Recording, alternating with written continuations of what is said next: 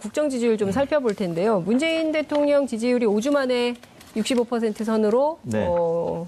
회복이 된 건가요? 그죠? 그렇습니다.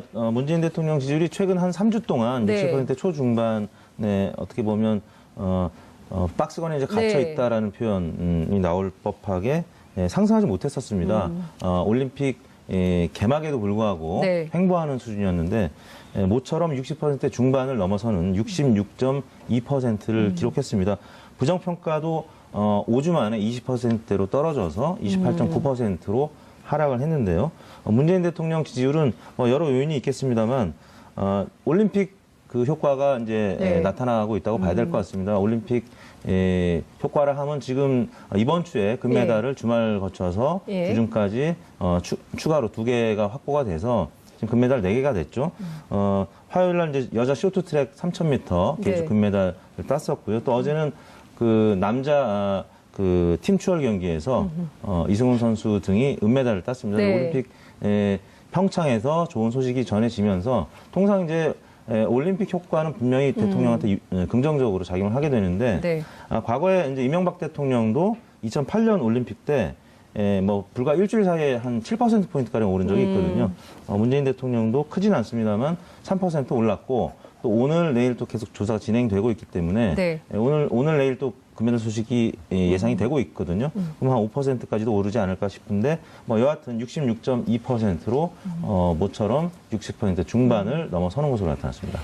어떻게 네. 보세요? 저는 이게 일간 지지도를 쭉 보니까 설 전과 설 후를 나눠서 보면 이게 지금 합쳐진 거거든요. 네. 합쳐졌는데 어쨌든 그 설 이후에 더 네. 지지도가 최근 들어 더 올랐거든요. 그래서 그러면 이게 이제 말씀하신 대로 이택수 대표님 말씀하신 대로 올림픽 효과가 분명히 있고요. 올림픽 효과 중에서 우리가 간과해서는 안 되는 게 그전에는 이제 단일팀 논란, 그다음에 이제 북한 김여정 네. 부부장의 방문 네. 등등등등 이런 어떤 평화 무드에 대해서 여러 가지 이제 논란들이 있었고 안보적으로 그것을 공세를 한 야당들이 있었기 때문에 굉장히 논란이 좀 있었습니다. 분명히 이제 평화 무드를 조성한 것이 큰 성과와 의미는 있었지만 또 보수 세력은 보수 세력 나름대로 평양 올림픽에 대한 그렇죠. 프레임을 씌워서 공격을 해왔는데 최근에 이제 그분들이 다 이제 북으로 가시고 대개는 이제 선수들의 성적이 중심으로 부각이 됐죠. 네. 이 올림픽도. 그래서 이제 그런 어떤 올림픽의 효과가 있었던 것 같고 그리고 이제 대통령이 축전을 보낸다든가 그래서 축전의 내용이 이명박 박근혜 대통령 때 그 형식적인 축전에 비해서는 훨씬 맞춤형, 네. 정서적으로 자극하는 이런 것들도 좀 돋보였고요. 그다음에 이제 남북 정상회담을 서둘러 하지는 않겠다. 그렇죠. 북미 간의 대화가 좀 무르익어야 그걸 하겠다. 그래서 흔히 말하는 이제 중도층들이 볼 때도 상당히 안정감을 주신 게 아닌가 그렇게 싶습니다.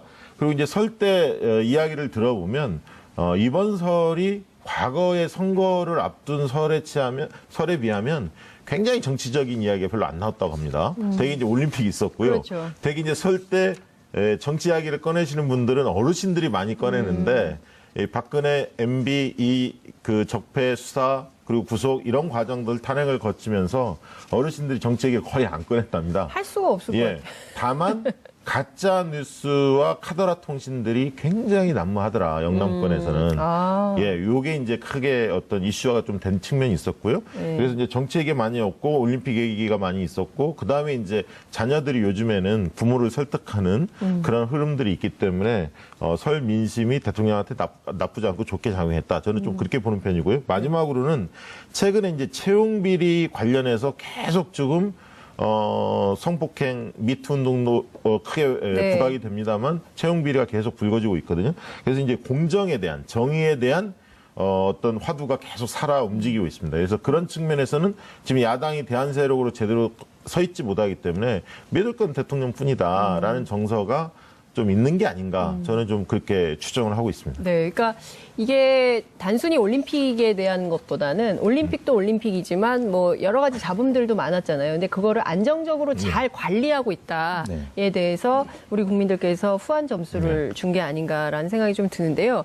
정당 지지도 국내적으로 한 가지 예. 첨언을 하자면 그 GM의 이제 좀 그렇죠. 이따가 이슈 조사 결과를 발표하겠습니다만 GM의 군산 공장 철수 소식에 네. 문재인 대통령이 강하게 대응을 했습니다. 이 무역 보복이고 안보는 안보지만 통상은 또 통상의 문제가 따로 그렇죠. 있는 것이다. 그래서 문재인 대통령이 최근 평창 올림픽 개최 과정 그리고 그 평창 올림픽 통해서 이제 그 외교의 모습 그다음에 이런 문제를 봤을 때 특히 이번 주에는 20대가 다시 70%를 회복하면서 네. 20, 30, 40대가 공익 70%대를 유지하면서 60% 중반의 지지율을 이제 회복한 것이거든요. 문재인 대통령이 이제 올림픽 효과도 있습니다. 그래서 그 이른바 커튼 효과라고 하는데 네. 다른 이슈들을 다 이제 가려주는 그런 효과라고 하죠. 그리고 이제 명절 효과도 분명히 있었는데 대내적으로 이런 통상과 관련해서 문재인 대통령이 올림픽 때 보여줬던 그 코리아 패싱이라는 단어는 이제 많이 들어갔고요. 네. 문재인 대통령이 직접 이 핸들을 잡고 외교는 외교, 그렇죠. 또 통상은 통상 강하게 움직이는 모습에 20대 일부 그다음에 또 보수층이 좀 떨어져 나갔다가 다시 복원되는 그런 상황으로 봐야 될 것 같습니다. 지금 어쨌든 그 상당히 안정적으로 관리하고 있어서 그렇다는 점 말씀 주셨고 그 중요한 것은 이제 지방선거가 막 점점 다가오고 있잖아요. 네. 넉 달 정도인데 정당 지지율에서 민주당은 상당히 올랐는데 바른미래당이 네. 많이 떨어졌어요. 그 얘기 좀 해주시면서 지방선거 얘기로 넘어가겠습니다. 미래당이 이제 창당을 본격화해서 이제 저희 여론조사 과정에서도 2주 전까지는 그 보기를 불러줄 때 국민의당과 바른정당이 통합하는 뭐 이런 수식어를 달았는데 이제 이번 주부터 완전히 빠졌습니다. 뭐 그런 조사 과정에서의 효과도 있고요. 또 한편으로는 다 아시다시피 이제 박지원 의원과 네. 또 안철수 전 대표 간의 주적 논란. 네. 물론 이제 낭영표 지사도 포함된 얘기긴 합니다만 아무튼 그 내용이 지금 바른미래당과 민주평화당 지지를 동시에 하락시키는 효과를 나타냈습니다. 그래프 잠시 후에 이제 나오겠습니다만 더불어민주당은 청와대 문재인 대통령 지지율과 함께 당 청지율이 같이 올라서요. 50.5%로 6주 만에 민주당 50%를 회복을 했습니다. 네. 반면에 자유한국당은 1.8%포인트 빠졌습니다. 19%. 예. 지금 MB에 대한 수사가 이제 핵심을 향해서 가고 있는데 지금 뭐 측근들이 구속이 되는 그렇죠. 과정에서 사실상 다스가 MB 것이라는 그 증거들이 나오는 뉴스가 월화수 계속 나왔었습니다. 그래서 이번 주에는 그 효과도 있고요. 또 그 김진태 의원이 또 그 김일성 가면으로 알려진 네. 그 결국에는 김일성 가면은 아니었다고 이제 알려졌는데 근데 그걸 왜 뭐 찢은 거예요? 찢는 그 기사가 화요일 날 가장 많이 읽은 네. 뉴스로 또 올라왔거든요. 그러니까 국민들은 이제 그런 부분에 대해서 예. 좀 어떻게 보면 지금 식상하다. 올림픽 한참 예, 치러지는 진행되는 과정이기 때문에 좀 부정적인 반응을 했던 것 같습니다. 예. 그래서 한국당은 19%로 다시 한 주 만에 20%대 아래로 미만으로, 떨어졌고요. 예. 바른미래당이 3.1%포인트나 빠져서 7.4%로 떨어졌는데 아까 말씀드린 박지원 의원과의 그런 주적 논란도 있겠습니다만 그 아직 바른미래당이라는 당명이 익숙하지 않은 것 같습니다.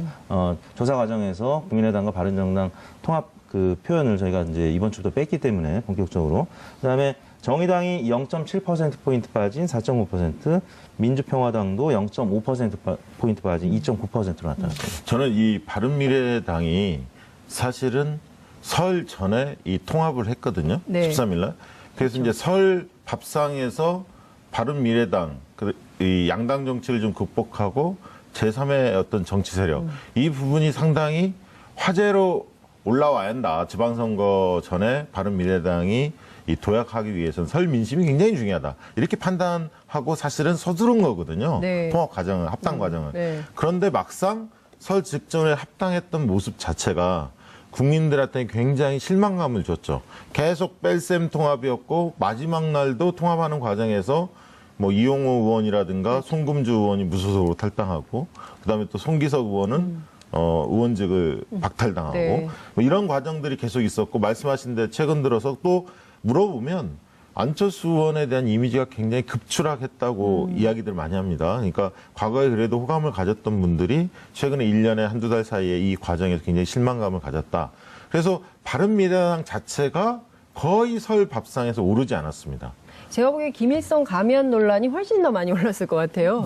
막 찍고 막 이런 것들이 국민들이 보기에는 바른미래당 뭐 통합의 일종의 컨벤션 효과를 기대하기보다는 저 사람들 왜 저러지? 그러니까 그 지금 어쨌든 손님들이 와 있고 경기 중이고 그리고 굉장히 훈훈한 사진들이 많이 돌아다녔잖아요. 그리고 그 단일팀도 논란에 비해서는 상당히 좀 그 좋은 모습을 좀 보여주고 있고 그리고 눈밭에 그 사진 그것도 있고 그다음에 남자 스피드 스케이팅인가요? 어제 막 엄청나게 짤이 돌아다니던데 너무 웃겨서 제가 한번 보셨으면 좋겠어요. 하태경 의원 좀 이미지가 이미지가 이걸로 그러니까요. 한 방에 또 훅 갔습니다. 저는 이런 것들이 바른미래당의 컨벤션 효과를 오히려 갉아먹는 정치행위가 아니었나 이런 생각이 좀 드는데 이제 지방선거에서 이 정당들이 이제 경쟁을 이제 세게 붙어야 될 것 같은데 지금 나오는 얘기가 선거연대예요. 그러니까 오늘 아침 뉴스공장에 이제 박지원 전 대표 의원, 민주평화당 의원님 출연하셔가지고 하신 얘기를 좀 들어보면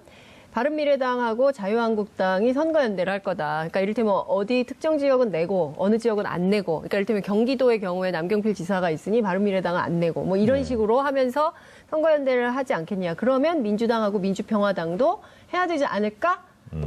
근데 이제 라며 얘기를 시작을 했는데 과연 이것이 어떻게 될까? 우선 박지원 저는 예를 들면 박지원 의원이 그 말씀하신 것은 굉장히 사실에 가까운 얘기인데 가능성이 높은 얘기인데 민주평화당하고 민주당 연대는 대단한 정치적 노림수가 있다. 저는 좀 그렇게 봅니다. 저도 정치 구단주의 목적이. 근데 이제 실질적으로 아까 이제 문제는 이겁니다. 그러니까 바른미래당에 앞으로의 전망이 있느냐. 그러니까 이게 좀 치고 나가야 하는데 치고 나갈 호재가 그렇게 많지는 않습니다. 왜냐하면 인물 군단체가 많지가 않은데 그럼 뭔가 승부수를 띄워야 할 것은 수도권이거든요. 결국 그러면 광역단체장의 승부를 띄워야 하는데 그럼 서울과 경기 아닙니까? 특히 이제 서울인데 그럼 현실적으로 보면 서울 여론조사 돌려보면 시장 여론조사 돌려보면 안철수 대표보다는 사실은 유승민 대표의 지지도가 조금 더 높게 나옵니다. 같은 당에 서울시장 후보로 넣어보면. 근데 유승민 대표의 경우에는 현역이고 또 대구 경북의 상징성이 있고 본인이 지방선거는 절대 출마 안 하겠다 배수 친지 오래됐거든요. 그렇기 때문에 사실은 지금 당에서 내놓을 카드는 안철수 전 대표밖에 없는 상황이에요. 떠밀려서라도 나와야 되네요. 근데 본인은 이제 그런 측면에 이제 바른미래당의 내부에서 그런 얘기가 나오더라고요. 광역단체장을 설령 당선시키지 못한다 하더라도 서울시장을 먹지 못한다 하더라도 안철수 전 대표가 나옴으로 인해서 기초의원이라든가 광역의원 이런 데에서 적어도 의미 있는 숫자를 달성할 수도 있다. 그래서 꼭 뭐 당선이 아니더라도 최대한 선전을 해서 뭔가 의미 있게 해야 한다. 이런 어떤 요구들이 언론에 좀 보도되고 있거든요. 저는 이제 그런 측면을 봤을 때 지금 이제 그런 군불 때우기를 하고 있다. 그리고 결국 저는 제한적 연대는 불가피할 거다. 왜냐하면 지금에서는 보수 주도권 싸움보다는 문재인 정부가 독식했을 때 그 이후에 총선과 차기 대선까지도 쉽지 않을 가능성이 높기 때문에 지금의 이제 바른미래당이 대통령한테 각을 세게 세우면서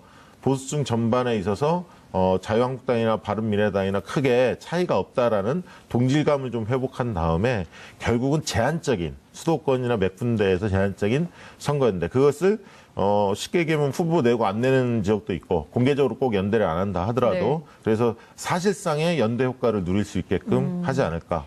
그러니까 지금 민주당은 1등이기 때문에 굳이 연대를 하지 않아도 될 것 같거든요. 그러니까 예를 들면 박지원 의원이 그렇게 꺼낸 이유는 수도권에 우리 후보 낼 사람 별로 없는데 호남 좀 도와줘라. 호남 좀 도와줘라. 전남이나 몇 군데. 그러니까 수도권 밀 테니까 우리 호남 지역, 전남북 지역, 광주 전남북 지역을 좀 배려해라. 이런 식의 얘기를 하고 있는데 그 얘기를 들을까요? 저는 뭐 민주당이 그렇게 하면 큰일 나죠. 사실 민주당 입장에서는. 근데 제가 민주당 출입 기자 정말 오래 했는데요. 이런 정세였던 적이 거의 없었던 것 같아요. 그러니까 굉장히 민주당 입장에서는 좋은 정세를 만나고 있는 건데 제가 보기에는 바른미래당이나 자유한국당 그 가능성이 굉장히 높죠. 그렇죠. 대표님 어떻게 보세요? 5월 하순에 이제 후보 등록할 때까지는 계속 강대강 구도로 갈 겁니다. 왜냐하면 단일화 연대를 하는 과정에서 주도권을 가져가려면 지지율이 높아야 되고 뭐 그런 과정에서는 당연히 단일화 연대 가능성에 대해서는 언급을 하면 안 되겠죠. 근데 그 자유한국당의 전임 원내대표인 정호택 의원이 물러나기 전에 이미 이제 국민의당이나 바른정당과 단일화 연대, 특히 이제 수도권에선 가능할 수 있다라고 얘기를 했었고요. 물밑에서는 이제 의원들이 다 그런 얘기를 하고 있습니다. 왜냐하면 지금 분열된 구도에서는 어차피 필패 구도라는 걸 알고 있기 때문에. 그리고 이제 서울의 경우에는 문재인 후보가 당시에 42.34%를 득표를 했고요. 네. 또 진보 진영인 심상정 후보가 6.47, 합치면은 48.8%를 득표했어요. 근데 이제 안철수, 유승민, 홍준표 후보 다 합치면 50.76%거든요. 물론 이제 안철수 후보가 당시에 2등을 했습니다. 서울에서는 네. 22.72%였는데 안철수 전 대표의 노림수는 바로 이것이죠. 문재인 후보를 찍었고 심상정 후보를 찍었던 유권자들이 서울에서 48% 정도였고 나머지 보수 중도 후보를 다 합치면 50.76%이기 때문에 1대1 구도만 되면 내가 박원순을 이길 수도 있겠다라고 생각을 하고 있기 때문에 지금 서울시장 출마에 대해서 부인하지 않고 있거든요. 그렇죠. 네. 예. 왜냐하면 그 과거에 양보했던 부분들이 있기 때문에 네. 안철수, 박원순, 안철수의 구도로 갔을 때 박원순 시장이 굉장히 공격적으로 다가설 수는 없군요. 또 이제 수성하는 입장이고 삼선을 하는 입장이고 그럼 안철수 전 대표 입장에서는 문재인 대통령을 굉장히 세게 비판을 하면서 나올 겁니다. 그리고 박 시장한테도 뭐 10년 혁명에 대한 비판을 하면서 10년은 채워야 세상이 변한다. 강산이 변한다. 이런 얘기를 하셨는데 나 같으면 4년 안에 서로 바꾸겠다. 뭐 이런 식으로 하면서 각을 세울 텐데 그렇다면 민주당에 있어서 새로운 역동성을 창출할 수 있는 경선에서 굉장히 그 흥미진진한 게임이 되는 그 것이 얘기 좀 해줘보세요. 예. 그러니까 지금 그 얼마 전까지 이제 이 자리에서 사회 보셨던 네. 정봉주 전 의원이 어제 출마 선언을 SNS에 했어요. 네, 예. 그 출마 결심 밝혔죠. 출마 결심. 네. 출마 선언은 3월 초에 한다는 네, 거잖아요. 네. 예, 제가 이제 여기 인터뷰로 모시려고 그랬더니 선언한 다음에 나오겠다고. 아, 예. 그 민주당 경선이 굉장히 재밌을 것 같은데 네. 어떻게 민주당의 이제 경선의 포인트 몇 가지가 있죠. 네. 첫째는 지금 당헌 당규에 규정되어 있는 걸 보면 3배수 이내로 경선 숫자를 제한하고 있거든요. 컷오프가 있습니다. 쉽게 얘기하면. 그럼 컷오프 방식을 뭘로 할 거냐? 이건 아직 뭐 명확히 발표는 아직 5대5 안 됐어요. 아니에요? 아, 그게 이제 원래는 이제 본 경선에서 5대5를 적용하고 예, 당원 50%, 예. 그다음에 일반 국민들 중에서 민주당 지지층을 예. 중심으로 50%. 이건데 컷오프를 할 때 지금 6명의 이제 앱이 그렇죠, 6명이 있죠. 나올 것 같은데요. 네. 아직은 뭐 다 등록은 하지 않았습니다만 그렇게 됐을 때 3명을 이제 추려내는 과정이 하나가 이제 변수가 있습니다. 누가 과연 물론 이제 박원순 시장이 당연히 들어가겠죠. 예. 지지도 지금 높으시니까. 제일 지지도가 높죠. 예. 그다음에 이제 되게 지지도가 높은 게 이제 박영선 의원인데 그다음 2위는 대개 여론조사를 해보면요. 네. 근데 이제 박영선 의원이 최근에 이제 좀 평창 올림픽에 윤성민 왜 그러세요? 윤성빈 예. 금메달리스트 옆에 평창 올림픽 예, 평양 아닙니다. 맞습니다.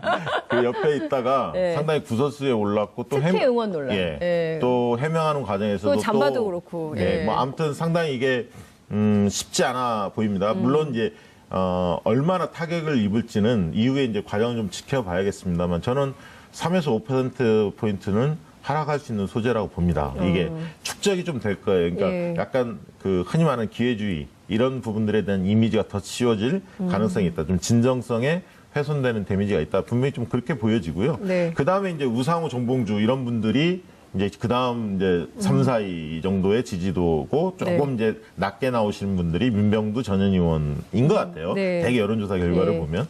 그러면 이제 현실적으로 본다면, 박영선, 우상호, 정봉주, 우상호, 박영선 이 흔히 말하는 2, 3위 이 그룹이 거기서 한 명이 누가 탈락할 거냐? 가능성이 상당히 있죠. 그래서 누가 탈락할 거냐 예. 이것도 이제 하나의 관전 포인트가 예. 될 것 같고요. 예. 두 번째는 현실적으로 이제 안철수의 등장에 누가 수혜주가 될 거냐 이 예. 문제가 있겠죠. 그거는 이제 안철수와 관련해서 누가 대척점, 대립각이 명확히 쓰고 네. 어차피 안철수 후보가 등장하면 정치 싸움들이 많이 벌어질 겁니다. 네, 대통령을 공격하기도 하고 쉽게 얘기하면 민주당을 비판하기도 하고 정책 중심보다는 정치 중심으로 논쟁들이 많이 벌어질 텐데 이 싸움을 누가 주도하면서 대척점을 세울 거냐 이 문제도 좀 변수고요. 그다음에 이제 MB가 구속될 가능성이 상당히 크기 때문에 이 적폐, 공정 이 이슈도 상당히 커질 거다. 그리고 또 한 가지는 박원순 시장이 굉장히 또 호평이 많았지 않습니까? 네. 그러니까 박 시장의 그 어떤 정책 능력, 이런 정책 능력을 다른 후보들도 과연 가지고 있을까에 대한 의구심을 갖고 있거든요. 그거를 다른 후보들이 과연 채워줄 수 있을지 뭐 네. 이런 부분들도 관전 포인트가 되지 않을까 싶습니다. 아, 재밌는 분석이네요. 이택수 대표님은 어떻게 보세요? 예, 저도 2위 싸움이 일단 치열할 단기적으로 굉장히 중요한데 예, 박영선 의원이 최근 발표된 여론조사 많지는 않습니다만 그 1강 1중 다약이었거든요. 근데 이제 이 1중 후보인 박영선 의원이 이번에 평창 올림픽 사건 때문에 좀 타격을 입는 것은 불가피해 보입니다. 왜냐하면 박영선 의원이 그간에 이제 서울시장 출마를 염두에 두고 여러 이제 적극적인 미디어 네. 행보를 하면서 좀 지지율이 올랐었는데 네. 최근 이걸로 다시 좀 잠식될 가능성이 있고요.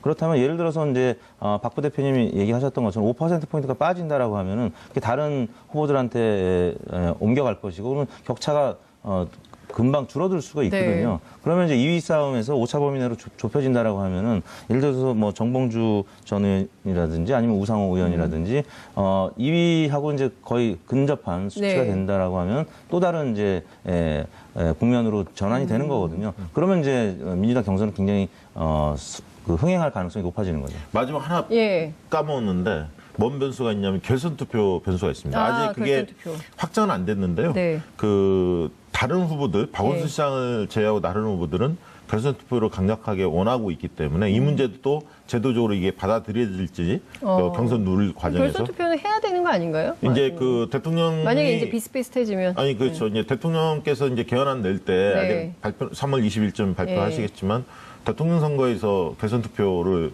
꺼낼 가능성이 상당히 많기 때문에 그리고 네. 민주당 내에서는 계속 이 얘기가 있었죠. 사실 그렇습니다. 정의당이나 예, 민주당 공약, 쪽의 예, 결선 계속 투표에 공약 대한 중에 하나였죠. 그래서 이제 선거 박 시장이 계획 쪽에. 만약 이런 제안이 나왔을 때 어떤 입장을 표명할지도 좀 관심사고요. 예. 이건 받으시겠죠, 당연히. 왜냐하면 이게 이게 어쨌든 만약 공정한 받아준다면 선거를 굉장히 치열한 경선이 될 가능성도 있습니다. 예를 들면 박 시장이 50%를 그 다자 경선 구도에서 3명 경선에서 네. 넘을 가능성보다 그렇지 못할 가능성이 더 많다고 네. 보여지거든요. 그렇다면 치열하게 경선이 될 가능성이 그러니까요. 있죠. 예. 근데 지금 어쨌든 더불어민주당 당 지지율이 50.5%인데 악재가 좀 계속 터지고 있어요. 심기준 의원 네. 평창에서 비서관이죠. 네. 비서관 성추행 사건이 있었죠. 그다음에 백재현 의원 지금 국회 예결위원장인데 저출산 문제 해결을 위해서 뭐 출산 여성에 대해서 뭐 가슴 수술 면제 뭐 이걸 내놨다가 면세 내놨다가 도로 걷어들여서 또 이제 논란이 좀 되고 있고 앞서 이제 말씀 주신 대로 박영선 의원 특혜 응원 논란 뭐 이런 게 있는데 이것이 있음에도 계속 될까요? 뭐 이게 그냥 논란의 거리는 저는 사실은 민주당이 경각심을 가져야 한다고 봅니다. 일단 그러니까 선거는 한 달 전 민심이 제일 중요합니다. 네. 그러니까 예를 들면 5월 초, 4월 말에 민심이 어떠냐에 따라서 네. 10%, 20%는 출렁거립니다. 사실은. 그래서 안심하면 이게 만약에 오만하면 다치고요. 두 번째는 저는 이런 어떤 성폭행 이런 네. 논란도 구설수가 몇 군데가 있죠. 그리고 또 이제 부산 같은 경우에서도 뭐 구의원 후보를 뭐 몇 분이 뭐 조정해서 못 나오게 한다든가 이런 것들도 지역 신문에 좀 나오고요. 네. 그다음에 이제 광주 같은 경우는 이제 GM 문제도 아니 그러니까 금호 타이어 매각 문제도 있고 법정 관리. 그다음에 이제 군산 같은 게 GM 문제가 있어서 경제적 이슈도 좀 있고요. 무엇보다 잘 기억나실지 모르겠지만 지난번 총선 한번 기억해 보십시오. 총선 때 미디어 효과가 굉장히 중요한데 텔레비전에서 교섭단체는 이게 세 군데를 나눠서 그 지면을 그 방송 화면을 할당합니다. 그 당시 누가 나온지 기억나세요? 2016년 총선 때 네, 총선 때 저희 새누리당의 대표가 김무성이었잖아요. 네. 김무성 나오고 여기 김종인 나왔습니다. 네. 여기 저기 안철수가 나왔어요. 네. 국민의당에서. 그래서 김종인 전 대표 같은 경우도 상당히 이미지가 안 좋았지 않습니까? 그 당시에 막 예, 논란이 맞아요, 맞아요. 많아갖고 예, 김무성 그랬죠. 영도다리 막 이런 거 있었죠. 맞아요. 상대적으로는 안철수 전 대표가 그 당시만 해도 이미지가 좋았거든요. 근데 이게 계속 비춰집니다. 이제 9시 뉴스마다. 그러면 지금에 있어서 민주당은 추미애 대표의 존재감이나 호감도를 상당히 높이는 일을 부지런히 해야 합니다. 왜냐하면 여기 홍준표 이미지 별로 안 좋죠. 비호감도 굉장히 높은 인물입니다. 추미애, 유승민 딱 이렇게 비춰진다고 보시면 됩니다. 그러면 그런 측면에서는 제가 볼 때는 상대적으로 유승민 대표의 호감도가 상대적으로 조금 높지 않을까 싶고요. 네. 그러면 이제 그때는 이제 문재인 대통령이 나오는 게 아니라 여당의 대표가 얼굴이 나오는 겁니다. 아. 그러니까 추 대표가 상당히 어떻든 그 여러 가지 역할이나 이미지 개선, 호감도를 더 높이시는 일에 상당히 중요하다. 이게 알겠습니다. 당이 중요하다는 보였고요. 그다음에 이제 남북 정상회담을 서둘러 하지는 않겠다. 그렇죠. 북미 간의 대화가 좀 무르익어야 그걸 하겠다. 그래서 흔히 말하는 이제 중도층들이 볼 때도 상당히 안정감을 주신 게 아닌가 그렇게 싶습니다. 그리고 이제 설 때 이야기를 들어보면 이번 설이 과거의 선거를 앞둔 설에 비하면 굉장히 정치적인 이야기가 별로 안 나왔다고 합니다. 되게 이제 올림픽이 있었고요. 그렇죠. 되게 이제 설 때 정치 이야기를 꺼내시는 분들은 어르신들이 많이 꺼내는데 이 박근혜 MB 그 적폐 수사 그리고 구속 이런 과정들 탄핵을 거치면서 어르신들이 정치 얘기를 거의 안 꺼냈답니다. 할 수가 없을 것 같아요. 다만 가짜 뉴스와 카더라 통신들이 굉장히 난무하더라 영남권에서는. 요게 이제 크게 어떤 이슈화가 좀 된 측면이 있었고요. 그래서 이제 정치 얘기 많이 없고 올림픽 얘기가 많이 있었고 그 다음에 이제 자녀들이 요즘에는 부모를 설득하는 그런 흐름들이 있기 때문에 설 민심이 대통령한테 나쁘지 않고 좋게 작용했다. 저는 좀 그렇게 보는 편이고요. 마지막으로는 최근에 이제 채용 비리 관련해서 계속 조금 성폭행 미투 운동도 크게 부각이 됩니다만 채용 비리가 계속 불거지고 있거든요. 그래서 이제 공정에 대한 정의에 대한 어떤 화두가 계속 살아 움직이고 있습니다. 그래서 그런 측면에서는 지금 야당이 대안 세력으로 제대로 서 있지 못하기 때문에 믿을 건 대통령뿐이다라는 정서가 좀 있는 게 좀 떨어져 나갔다가 다시 복원되는 그런 상황으로 봐야 될 것 같습니다. 지금 어쨌든 그 상당히 안정적으로 관리하고 있어서 그렇다는 점 말씀 주셨고 그 중요한 것은 이제 지방선거가 막 점점 다가오고 있잖아요. 네. 넉 달 정도인데 정당 지지율에서 민주당은 상당히 올랐는데 바른미래당이 네. 많이 떨어졌어요. 그 얘기 좀 해주시면서 지방선거 얘기로 넘어가겠습니다. 미래당이 이제 창당을 국격화해서 이제 저희 여론조사 과정에서도 2주 전까지는 그 보기를 불러줄 때 국민의당과 바른정당이 통합하는 뭐 이런 수식어를 달았는데 이제 이번 주부터 완전히 빠졌습니다. 뭐 그런 조사 과정에서의 효과도 있고요. 또 한편으로는 다 아시다시피 이제 박지원 의원과 또 안철수 전 대표 간의 주적 논란. 물론 이제 남경필 지사도 포함된 얘기긴 합니다만 아무튼 그 내용이 지금 바른미래당과 민주평화당 지지를 동시에 하락시키는 효과를 나타냈습니다. 그래프 잠시 후에 이제 나오겠습니다만 더불어민주당은 청와대 문재인 대통령 지지율과 함께 당청 지지율이 같이 올라서요. 50.5%로 6주 만에 민주당 50%를 회복을 했습니다. 반면에 자유한국당은 1.8%포인트 빠졌습니다. 19%. 지금 MB에 대한 수사가 이제 핵심을 향해서 가고 있는데 지금 뭐 측근들이 구속이 되는 과정에서 사실상 다스 때문에 오늘 내일 또 금요일 소식이 예상이 되고 있거든요. 그럼 한 5%까지도 오르지 않을까 싶은데 뭐 여하튼 66.2%로 모처럼 60% 중반을 넘어서는 것으로 나타났습니다. 그 어떻게 보세요? 저는 이게 일간 지지도를 쭉 보니까 설 전과 설 후를 나눠서 보면 이게 지금 합쳐진 거거든요. 합쳐졌는데 어쨌든 그 설 이후에 더 지지도가 최근 들어 더 올랐거든요. 그래서 그러면 이게 이제 말씀하신 대로 이택수 대표님 말씀하신 대로 올림픽 효과가 분명히 있고요. 올림픽 효과 중에서 우리가 간과해서는 안 되는 게 그전에는 이제 단일팀 논란, 그다음에 이제 북한 김여정 부부장의 방문 뭐 등등등등 이런 어떤 평화 무드에 대해서 여러 가지 이제 논란들이 있었고 안보적으로 그것을 공세를 한 야당들이 있었기 때문에 굉장히 논란이 좀 있었습니다. 분명히 이제 평화 무드를 조성한 것이 큰 성과고 의미는 있었지만 또 보수 세력은 보수 세력 나름대로 평양 올림픽에 대한 프레임을 씌워서 공격을 해왔는데 최근에 이제 그분들이 다 이제 북으로 가시고 대개는 이제 선수들의 성적이 중심으로 부각이 됐죠. 이 올림픽도. 그래서 이제 그런 어떤 올림픽 효과가 있었던 것 같고 그리고 이제 대통령이 축전을 보낸다든가 그래서 축전의 내용이 이명박 박근혜 대통령 때 그 형식적인 축전에 비해서는 훨씬 맞춤형, 정서적으로 자극하는 이런 것도 좀 돕 아닌가 저는 좀 그렇게 추정을 하고 있습니다. 그러니까 이게 단순히 올림픽에 대한 것보다는 올림픽도 올림픽이지만 뭐 여러 가지 잡음들도 많았잖아요. 근데 그거를 안정적으로 잘 관리하고 있다에 대해서 우리 국민들께서 후한 점수를 준 게 아닌가라는 생각이 좀 드는데요.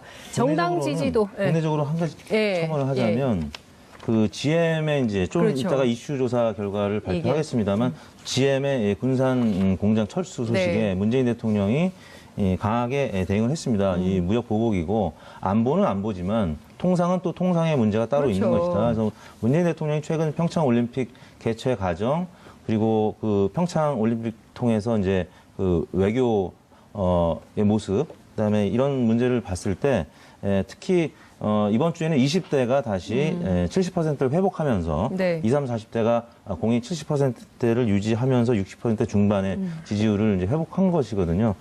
문재인 대통령이 이제 올림픽 효과도 있습니다. 그래서 그 이른바 커튼 효과라고 하는데 네. 다른 이슈들을 다 이제 가려주는 그런 효과라고 하죠. 그리고 이제 명절 효과도 분명히 있었는데 대내적으로 이런 통상과 관련해서 문재인 대통령이 올림픽 때 보여줬던 그 코리아 패싱이라는 단어는 이제 많이 들어갔고요. 네. 문재인 대통령이 직접 이 핸들을 잡고 외교는 외교, 그렇죠. 또 통상은 통상 강하게 움직이는 모습에 20대 일부 그다음에 또 보수 국정 지지율 좀 살펴볼 텐데요. 문재인 대통령 지지율이 5주 만에 65% 선으로 네. 회복이 된 건가요? 그죠? 그렇습니다. 문재인 대통령 지지율이 최근 한 3주 동안 네. 60% 초중반에 어떻게 보면 박스권에 이제 갇혀 네. 있다라는 표현이 나올 법하게 상상하지 못했었습니다. 올림픽 개막에도 불구하고 네. 횡보하는 수준이었는데 모처럼 60% 중반을 넘어서는 66.2%를 기록했습니다. 부정평가도 5주 만에 20%대로 떨어져서 28.9%로 하락을 했는데요. 문재인 대통령 지지율은 여러 요인이 있겠습니다만 올림픽 그 효과가 이제 네. 나타나고 있다고 봐야 될 것 같습니다. 올림픽 효과를 하면 지금 이번 주에 금메달을 주말 거쳐서 예. 주중까지 추가로 2개가 확보가 돼서 지금 금메달 4개가 됐죠. 화요일 날 이제 여자 쇼트트랙 3000m 개주 네. 금메달을 땄었고요. 또 어제는 그 남자 그 팀추월 경기에서 이승훈 선수 등이 은메달을 땄습니다. 네. 올림픽 평창에서 좋은 소식이 전해지면서 통상 이제 올림픽 효과는 분명히 대통령한테 긍정적으로 작용을 하게 되는데 네. 과거에 이제 이명박 대통령도 2008년 올림픽 때 불과 일주일 사이에 한 7% 가량 오른 적이 있거든요. 문재인 대통령도 크진 않습니다만 3% 올랐고 또 오늘 내일 또 계속 조사가 진행되고 있기